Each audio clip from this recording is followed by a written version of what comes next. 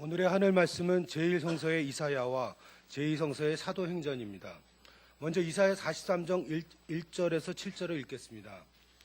그러나 이제 야훼께서 말씀하신다. 야곱아, 너를 창조하신 야훼의 말씀이시다. 이스라엘아, 너를 빚어 만드신 야훼의 말씀이시다. 두려워하지 마라. 내가 너를 건져주지 않았느냐. 내가 너를 지명하여 불렀으니 너는 내 사람이다. 내가 물결을 헤치고 건너갈 때 내가 너를 보살피리니 그 강물이 너를 휩쓸어가지 못하리라. 내가 불속을 걸어가더라도 그 불길에 너는 그을리지도 타버리지도 아니하리라. 나 야훼가 너의 하나님이다. 이스라엘의 거룩한 자, 내가 너를 구원하는 자다. 이집트를 주고 너를 되찾았고 에디오피아와 스바를 주고 너를 찾아왔다. 너는 눈에 넣어도 아프지 않을 나의 귀염둥이, 나의 사랑이다. 그러니 어찌 해안 지방을 주고라도 너를 찾지 않으며 부족들을 내주고라도 너의 목숨을 건져내지 않으랴. 두려워하지 마라. 내가 너를 보살펴준다. 내가 해 뜨는 곳에서 너의 종족들을 데려오고 해 지는 곳에서도 너를 모아오리라. 내가 북쪽을 향해서도 외치리라. 그들을 어서 내놓아라. 남쪽을 향해서도 외치리라. 그들을 잡아두지 마라. 아무리 먼 데에서라도 나의 아들들을 데려오너라. 땅끝에서라도 나의 딸들을 데려오너라. 그들은 내 백성이라고 불리는 것들, 나의 영광을 빛내려고 창조한 내 백성, 내 손으로 빚어 만든 나의 백성이다. 이어서 사도행전 8장 14절에서 17절 말씀을 읽겠습니다. 예루살렘에 있는 사도들은 사마리아 사람들이 하나님의 말씀을 받아들였다는 말을 듣고 베드로와 요한을 그리로 보냈다. 베드로와 요한은 그리로 내려가서 사마리아 사람들이 성령을 받도록 기도하였다. 그들은 주 예수의 이름으로 세례는 받았지만 아직 성령은 받지 못했던 것이다. 베드로와 요한이 그들에게 손을 얹자 그들도 성령을 받게 되었다. 다 함께 이사야 43장 1절 말씀을 읽겠습니다. 야곱아, 너를 창조하신 야훼의 말씀이시다. 이스라엘아, 너를 빚어 만드신 야훼의 말씀이시다. 두려워하지 말라. 내가 너를 건져주지 않았느냐. 내가 너를 지명하여 불렀느니 너는 내 사람이다. 이 말씀으로 귀한 깨달음과 결단이 있으시길 바랍니다.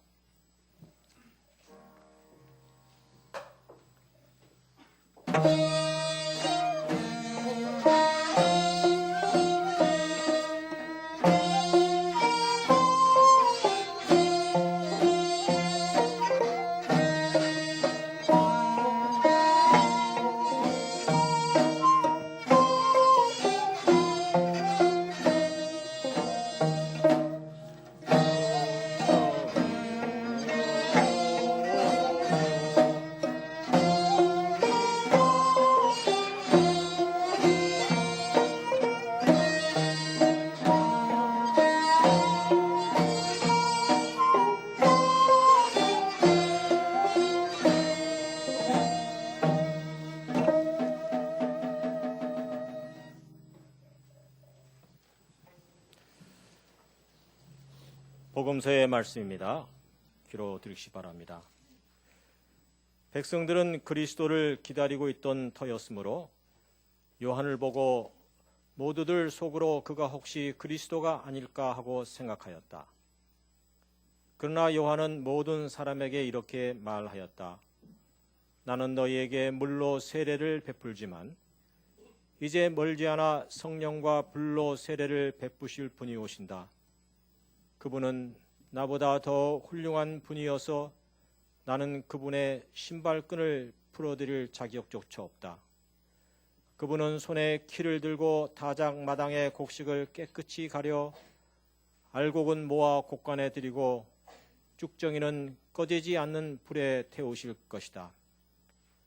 사람들이 모두 세례를 받고 있을 때 예수께서도 세례를 받으시고 기도를 하고 계셨는데 후련히 하늘이 열리며 성령이 비둘기 형상으로 그에게 내려오셨다. 그리고 하늘에서는 너는 내가 사랑하는 아들, 내 마음에 드는 아들이다 하는 소리가 들려왔다. 이는 주님의 말씀입니다.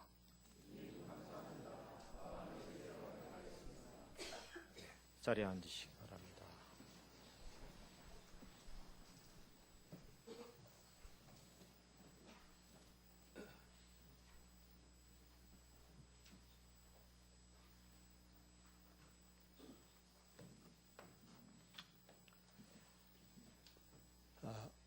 아까 우리 성가대에서 특별한 찬양을 해주셨는데 여기 만약에 흑인이 앉아 있었다면 왜 저 사람들 일어서지 않고 저렇게 앉아 있을까? 매우 궁금했을 것 같습니다. 우리가 예배 중에 일어서서 손뼉 치며 함께하지 못했지만 예배 끝나고 다시 성가대에서 그 노래를 부를 때는 우리 모두 일어나서 엉덩이를 흔들며 함께 손뼉 치고 주님을 찬양할 수 있는 그런 여러분이 되시기를 기도합니다. 네, 아멘 하신 분들은 꼭 함께 좀 주시기 바랍니다.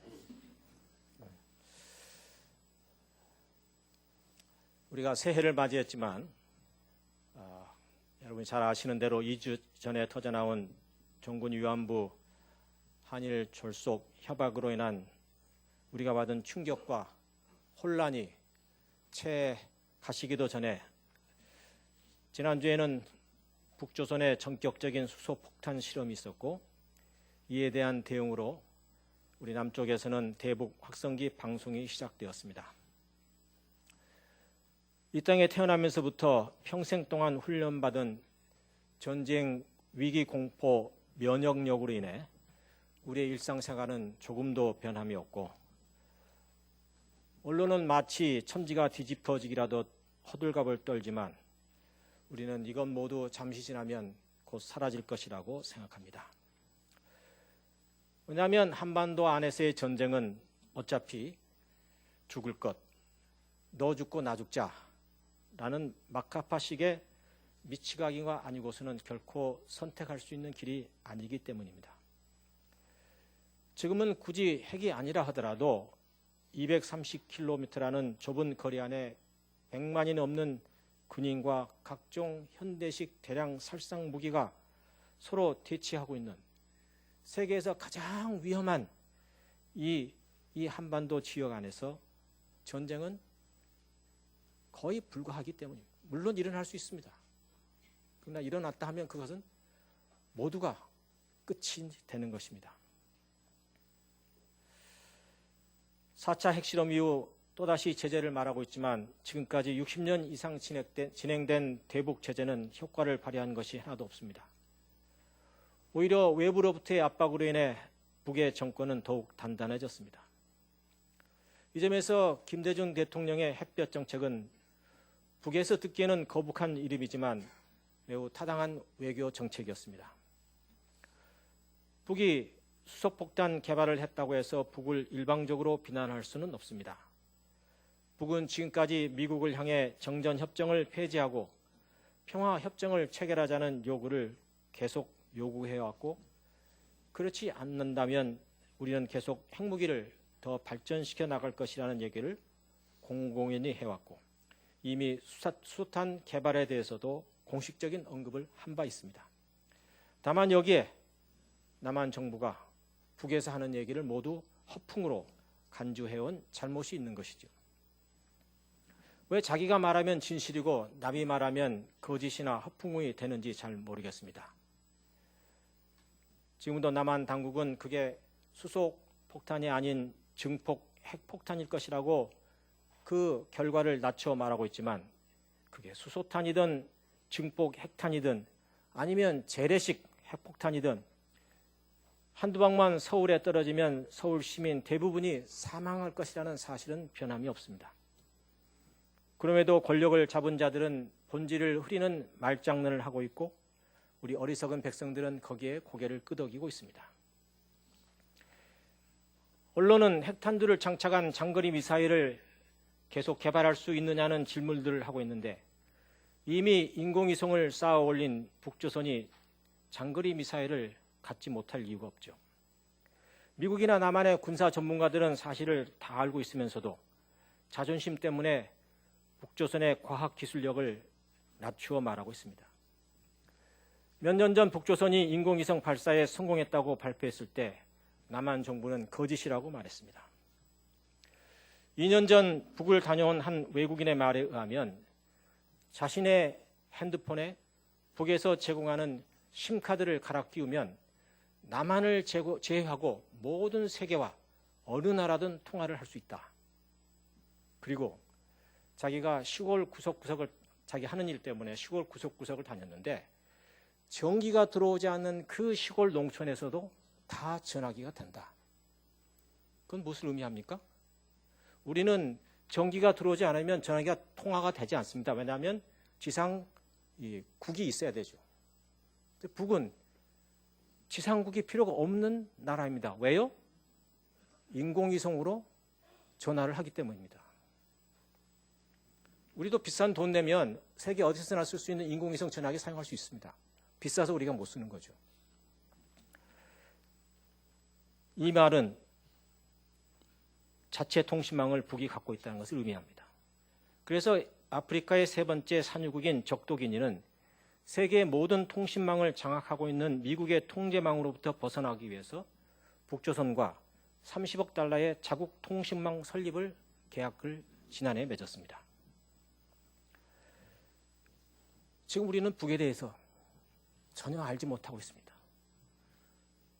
건물이 어떻게 세워지는지, 새로운 과학기술센터들이 어떤 건물들을 갖고 있고 실제로 그 안에 어떤 기술을 갖고 있는지 전부 우리는 정보를 모르고 있습니다. 그래서 정부가 얘기하는 것만 알아듣는 멍청이가 되어가고 있습니다. 이명박 정권 이래 박근혜 정권이 정말 실수한 것 하나는 그건 경제를 최우선순위에 두는 것은 맞지만 북과의 군사적 긴장을 계속 유지하는 한 현재와 같은 수출 의존도가 높은 남한에서의 경제는 언제나 한순간에 물거품이 되고 만다는 사실입니다. 대북 확성기 방송이 시작되었고 북은 만약 예고대로 이를 조준 사격한다면 남 또한 3배, 4배 응징하겠다고 말하고 있으니 국지전이 일어날 수가 있을 것이고 그렇게 된다면 한국은 하루아침에 주식 폭락을 하게 되고 무역은 중단 상태에 이를 것입니다. 메르스 사태 한 번에도 남한 경제는 휘청하는 외세 의존 경제입니다. 남북 사이에 이런 국지전이 일어나면 남한 경제는 일어서기 힘든 경제 핵폭탄을 맞을 수도 있는 것입니다. 그래서 우리는 경제를 살리려면 먼저 북과의 화해 분위기를 조성하는 것이 우선입니다. 오죽하면 보수단체인 정경련에서 남북 경제 협력을 해야 된다고 그렇게 강조하고 나서겠습니까? 대북 강경 대책은 군인들의 자리 유지와 정치 권력 유지에는 다소 도움이 되겠지만 경제 개발 자체를 먼지로 날려보낼 수 있는 것이 전쟁입니다. 그러기에 평화 정착이 경제 개발보다 앞서야 하는 것인데 다만 무기 장사꾼 미국이 배후에서 계속 장난을 치고 있어 군사 주권은커녕 외교 주권도 없는 이 나라의 운명이 우리는 한스러울 따름입니다. 한겨레 한승동 기자는 최근 출간한 이란 국교 정상화 교섭의 기록이라는 1965년에 일본어판 한일 비밀협정 보고서를 한국어로 번역 출판한 서평에서 이런 얘기를 하고 있습니다. 당시 베트남전에 본격 개입했던 미국에 있어 후방 기지에 해당하는 한일 양 국가의 협력은 긴급했고 동시에 쿠데타로 집권한 박정희에게 미국의 지지는 기묘했다. 이런 조건 하에서 한일 협정이 이루어졌고 당시 3억 달러라고 하는 일본이 지불하는 금액도 미국이 애당초 제시한 금액이었고 이 금액의 명칭도 우리는 배상금 혹은 식민지 지배에 대한 청구 자금이라고 부르지만 협정문에는 그런 단어는 하나도 나오지 않고 독립축하금 내지는 경제협력 자금으로 불리고 있는 것인데 그런 이유는 미국과 일본은 1945년 조선은 일본에서 해방된 나라가 아닌 일본 제국이 패전으로 인해 빼앗긴 땅, 곧 조선은 분리된 땅이라고 하는 인식을 두 나라가 공통적으로 갖고 있었기 때문이다. 결국 미국과 일본은 지금까지 겉으로는 어떠하든 속으로는 조선반도는 일본이 되었든 미국이 되었든 식민지로 계속 남아 있어야 한다고 하는 지배의식입니다.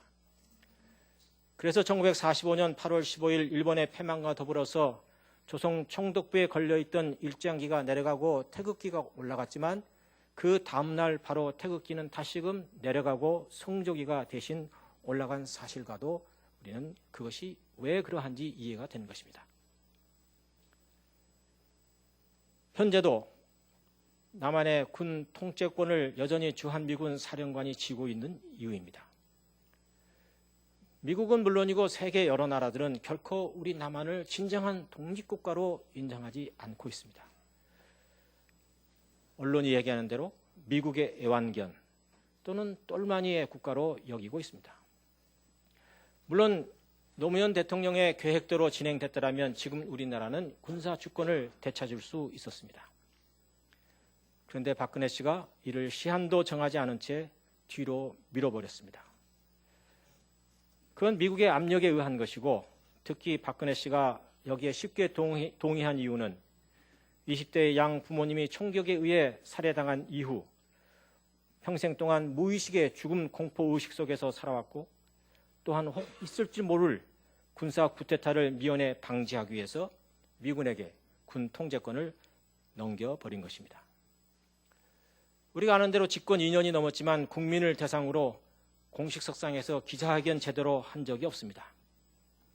청와대 안에 꽁꽁 숨어서 국무회의만 주재하고 있고 아니면 외국으로 다니고 있습니다.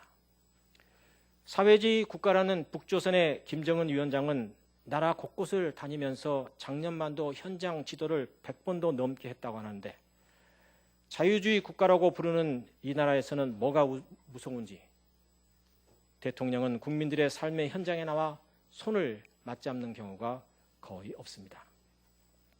외국에서는 너무나 쉽게 볼 수 있는 슬픔을 당한 백성들을 찾아가 위로하는 모습을 찾아볼 수 없는 것입니다. 세월호 유가족은 물론이요 본인 입으로 위안부 할머니들이 동의하지 않는 한 어떠한 협상도 있을 수 없다고 말해놓고는 할머님들과는 일체의 대화도 없이 비밀리 일을 진행하고 이를 무조건 받으라고 하는 폭력을 행사하고 있습니다. 심지어는 위안부 협상 무효 주장하면 손 놓겠다. 저는 이게 일개 대통령이라는 사람이 할 수 있는지 그런 말을 해도 되는지 모르겠습니다. 손 놓겠다. 뭘 놓겠다는 건지도 잘 모르겠어요. 위안부 문제를 손 떼겠다는 것인지 아니면 대통령직을 그만두겠다는 것인지 마치 애들이 손꼽장난 하다가 내가 하는 거 마음에 안 들어? 그럼 나 안 해. 그리고 장난감 확 집어던지고 집에 들어가는 것과 뭐가 다른 거예요? 저는 이런 얘기가 참 언론에 나올까 봐 외국 언론에 나올까 봐 걱정입니다. 아시는 대로 여당 원내대표를 자기 말 듣지 않는다고 쫓아내고 국민들이 반대하는 노동 5대 약법 통과시키라고 국회의장 압박하고 아버지 박정희 독재 통치 스타일을 뺨치게 따라가고 있으며 더하면 더했지 결코 덜하지 않습니다. 나라의 경제 발전은 그 나라의 민주주의 발전과 정비례한다는 것은 역사의 가르침입니다. 왜냐하면 평화 없는 경제 발전은 모로 위 성쌓기에 불과한 것이고 평화는 정의와 평등에 기초한 민주주의에 기초하고 있기 때문입니다. 스스로 이 나라를 폐쇄적인 독재 국가로 만들어 놓고 경제 활성화, 통일 대박 운운하는 것은 적반하장입니다. 짐의 말이 곧 법이라고 하는 16세기 여왕 1인 체제에서나 가능한 사고방식입니다.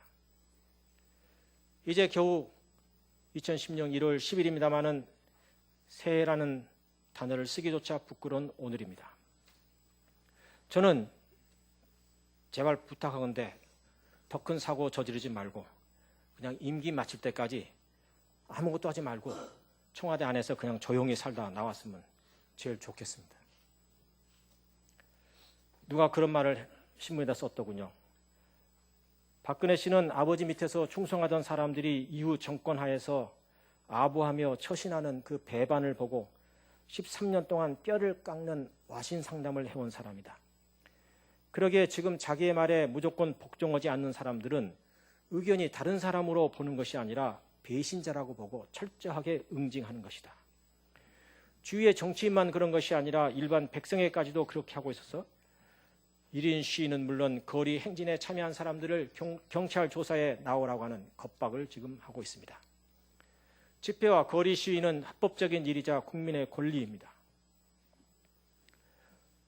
우리가 주위에서도 쉽게 경험하는 일이지만 사람의 마음이 따뜻하여 이웃의 아픔에 함께 아파하고 상대방의 의견을 존중하며 하루하루를 감사 속에서 살아가는 사람은 크게 성공하지 못한다 하더라도 그의 주위에는 항상 좋은 일만 일어나지만 원망과 불만 그리고 복수심으로 가득 차 있는 가시형 인간에게는 무엇을 하더라도 불행한 일만 일어나는 것입니다.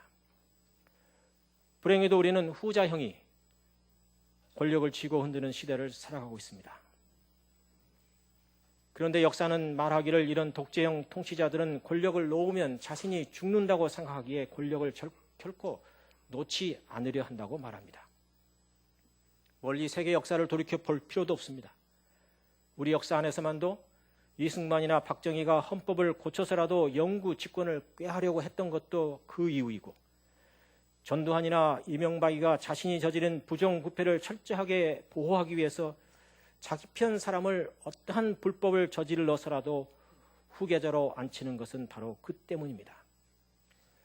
그래서는 4월로 다가온 총선보다 2년도 남지 않은 임기 말에 큰 사태가 일어나지 않을까 걱정입니다. 새해를 맞아서 우리 사회에 대한 낙관과 희망의 얘기를 해야 함이 마땅하지만 선지자 예레미야가 그랬듯이 선지자 아모스와 요엘이 그랬듯이 제 눈앞에는 민족의 위기감이 엄습하고 있습니다. 세례 요한과 예수, 하나님 나라를 복음을 외친 시대가 또한 그러했습니다. 시저의 양아들 옥타비아누스가 정적 안토니우스를 물리치고 스스로를 신의 아들이라는 뜻의 아우구스투스로 개명을 하고 로마 제국의 평화는 영원할 것이라고 외쳤지만 그건 로마 원론 안에서의 권력 투쟁이 끝났다는 얘기였지 백성들에게 진정한 평화가 온 것은 아니었습니다. 오히려 그가 외친 로마의 평화는 일방 백성들에게 있어서는 황제 신의 등극을 축하하는 새로운 도시 건설을 위해 모든 것을 내어 바쳐야 했던 그런 희생을 의미했습니다. 독이 팔레스타인 지방은 로마 제국과 페르시아 제국의 후예인 파르티아 제국과의 경계선 속에서 항상 죽음의 위협 속에서 살아갈 수밖에 없었습니다. 남정네는 징용으로 여인네는 위안부라는 전쟁의 소모품으로 살아갈 수밖에 없었던 것입니다. 이런 죽음의 상황 속에서 벗어나기 위해 유대인들은 끊임없이 독립운동을 벌였던 것이고 그때마다 로마 군대는 도시 전체를 불태우고 심지어는 2천여 명의 어린이와 여인을 포함한 도시 전체를 십자가에 못 박는 학살을 서슴지 않았던 것입니다. 그럼에도 예루살렘의 정치와 종교 지도자들은 아부와 뇌물을 통해 자기 자리 지키기에 여념이 없었습니다. 이러한 때에 광야의 한 소리 세례 요한이라는 하나님의 종이 등장합니다. 그는 약대 토롯을 입고 광야에서 메뚜기와 석청을 먹으며 회개를 외칩니다. 그리고 회개의 증표로 요단강에서 세례를 베풀었습니다. 백성들은 그의 모습을 보며 이는 하늘로 불수레를 타고 올라갔던 위대한 야훼의 종 엘리야가 다시 나타난 것이라고 믿었습니다. 그러나 세례 요한은 자기는 단지 뒤에 오시는 분을 위해 길을 닦는 사람에 불과하다고 말합니다. 그러던 어느 날 예수가 와서 요단강에 오시더니 요한으로부터 세례를 받습니다. 당시의 예루살렘 유대교 성령과 모세의 율법에 의한 죄의 용서는 오직 성전 제사장만이 희생 제물을 하늘에 드림으로써 할 수 있는 일이었지 요단강에 가서 물에 한번 들어갔다 나온다고 해서 죄의 용서가 이루어진다고 가르치지 않았습니다. 제사장들에게 있어서 이런 행위는 하나님의 말씀을 어기는 이단의 행동이었고 체제를 위협하는 반동이었습니다. 그러나 지도자들에게서 이미 식상한 민중들은 성전에 등을 돌리고 있었던 것이고 그리고 새로운 세상의 도래를 희망하며 세례 요한에게로 나와왔던 것입니다. 예수 또한 성전 대신에 요단강으로 나온 것입니다. 요단강은 애굽의 노예로부터 해방된 조상들이 약속의 땅 가나안을 들어가기 위해서 건넜던 강입니다. 새 역사의 상징이며 기존의 체제로부터의 탈출이자 혁명의 상징입니다. 세상 노예로부터의 해방을 상징하기도 합니다. 교회의 세례는 요한으로부터 받은 예수의 세례를 따라 하는 예식이지만 그 신학에 있어서는 지금 현재에 있어서는 많이 달라져 있습니다. 그건 세례 요한의 세례는 민중을 억압하고 있었던 기성 종교에 대한 거부로서 체제 밖의 민중들과 함께 하겠다고 하는 매우 위험한 신앙 고백 운동이었다면, 지금 우리가 받는 세례는 교회 밖에 있던 사람들이 교회 안으로 들어오는, 그래서 구원의 자녀로 인치심을 받아 이 땅에서의 축복과 영생의 삶을 보장받는 안전 추구의 한 예식으로 이해되고 있는 것입니다. 쉽게 말하자면 예수가 받았던 세례는 체제 밖의 사람들과 함께 하겠다는 위험한 고백이었다면, 지금의 세례는 체제 안으로 들어오는 안전한 고백이 된다는 것입니다. 세례와 성찬식을 라틴어로 세크라멘트라, 우리말로는 성례라 부르는데, 본래 이 단어는 로마 군인들이 충성을 맹세할 때 하는 의식을 말합니다. 따라서 초대교회의 전통에 따른다면 세례는 하나님의 자녀로 인치심을 받는 거룩한 예식으로서 불의한 세상을 향해서는 예수의 군인이 되어 죽음을 각오하는 충성 맹세식과 같은 것입니다. 오늘 성서는 세례를 받을 때에 하늘에서 비둘기 모양의 성령이 임했다고 말합니다. 당시 비둘기는 군대의 전령의 역할을 했습니다. 곧 하늘의 명령이 예수에게 임했다는 것이고, 그리고 그 안에는 이미 군사적 용어가 들어가 있어 십자가의 죽음이 숨어 있는 그런 것입니다. 지난주 우리가 십자가 달기 예식을 통해 고백한 신앙문을 만약 우리가 문자 그대로 행한다면 우리는 핍박과 박해를 면치 못할 것입니다. 지난주 매년 가져온 마음 비우기 영성 단식 훈련을 했습니다. 예상외로 호응이조와 17명이 참가를 했는데 그중에 절반은 처음 해보는 분들이었습니다. 매일 저녁 2시간 정도 만나서 찬양과 말씀 그리고 각자의 삶을 나누고 40배 혹은 100배의 절기도를 하였습니다. 마지막 나눔 시간을 통해서 모두가 새로운 신앙의 도전을 받고 결단하는 모습을 보았습니다. 그런데 이 가운데 가장 은혜를 많이 받은 사람은 조은화 목사였습니다. 단식은 처음 한다고 하면서 끼니를 굶으면 죽을까 봐 걱정이 많았는데 5일이 지나도 아무렇지도 않다고 하면서 오히려 그동안 불량식품들을 먹잖아. 그래서 피부가 더 고와지고 머릿결이 부드러워졌다고 하면서 그 다음이 더 중요해요.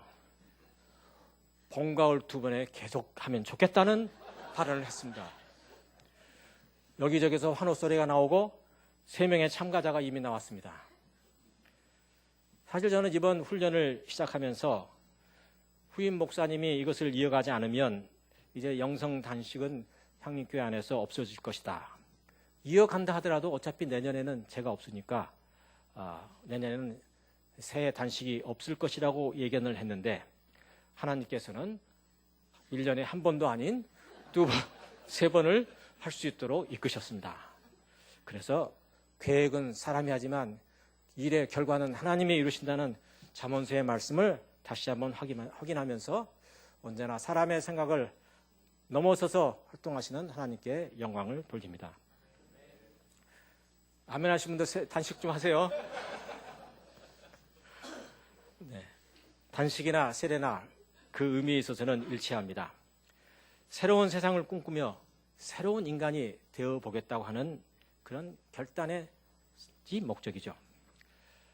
다다음 주에 우리 청년 17명이 베트남 평화 역사 기행을 가는 목적 또한 그러합니다. 우리나라가 미국의 용병이 되어 아무런 이해관계도 없었던 베트남의 선량한 백성들에게 행한 군사 폭력에 대한 성찰을 통해 새로운 인간으로 거듭나고자 하는 것이죠.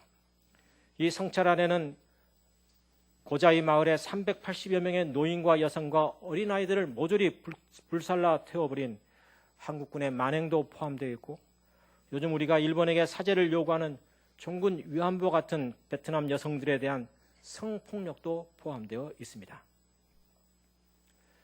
요한은 자기는 물로 세례를 베풀지만 자기 뒤에 오시는 예수께서는 성령과 불로 세례를 베푸실 것이라고 말합니다. 성령의 불은 단지 한 개인의 삶을 변화시키는 뜨거운 불이 아닙니다. 세상의 체제와는 전혀 다른 하나님 나라라는 새 세상을 향한 새로운 일꾼을 만들어내는 본질적인 변화를 의미하고 있습니다. 성령에 의한 세례를 받은 초대교인들은 로마 제국을 넘어서서 새로운 세상을 꿈꾸었습니다. 오늘은 교회가 지키는 세례 주일입니다. 예수님의 세례를 기억하고 우리 자신이 받은 세례를 기억하는 주일인 것입니다. 오늘 우리 모두 예수의 성령으로 거듭난 새로운 하늘의 아들, 딸임을, 새로운 존재임을 깨닫고 새로운 세상을 향해서 힘차게 나아가십시다. 주님께서 말씀하십니다. 두려워하지 마라. 내가 너를 지명하여 불렀나니 너는 내 사람이다. 내가 강을 건널 때 강물이 너를 휩쓸지 못하겠고 내가 불 속을 걸어가더라도 그 불길에 그을리지 아니할 것이다. 이는 주님의 말씀이다. 다 함께 침묵으로 기도하겠습니다.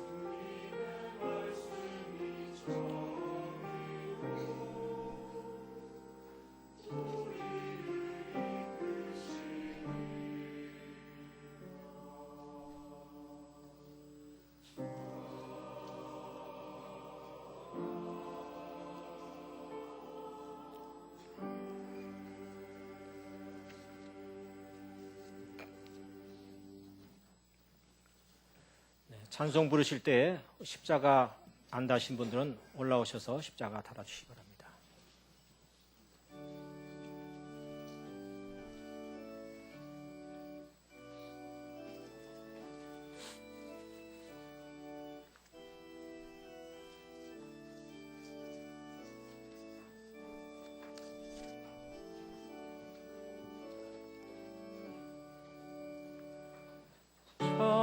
창조주 하나님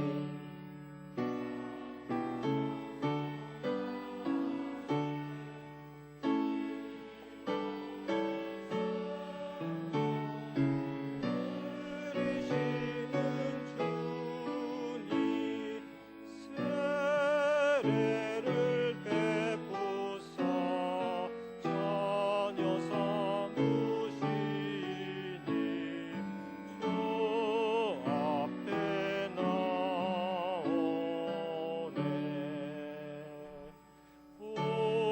우리의 공로로 소유할 수 없네. 은혜로 주옵소서.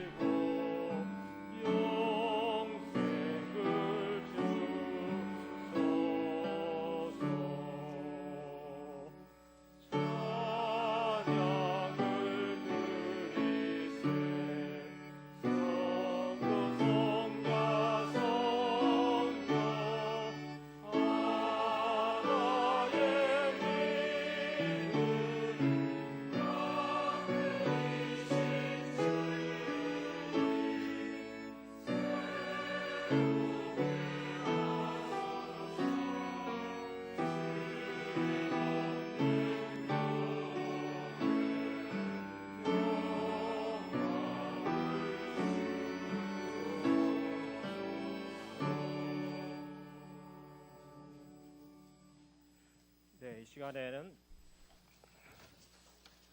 우리 순서에 있는 대로 신임 우리 부장님 그리고 각 신도회장님 그리고 성가대와 예향 교사들 세움 예식을 갖도록 하겠습니다. 뒤에 목회마당에 보시면 우리 각 부서 부장님들 고문 이름인데요. 각 부장님들 나와주시고요. 또 각 신도회 회장님들 모두 올라와 주시고 또 목원 위원장님 그리고 재직회 우리 이현우 장로님 모두 올라와 주시면 좋겠습니다. 본래는 이게 공동의회에서 추인을 받음으로 이제 법적으로는 효력이 발생합니다만 오늘 함께 임명식을 먼저 갖도록 하겠습니다. 다 올라오시면 돼요. 그리고 자리가 비좁은 관계로 우리 성가대원들하고 있는 그 자리에서 일어서시기 바랍니다. 찬송 4절 부르면서 한 번 다시 부르겠습니다. 창조주 하나님 4절 부르면서 모두 올라와 주시기 바랍니다.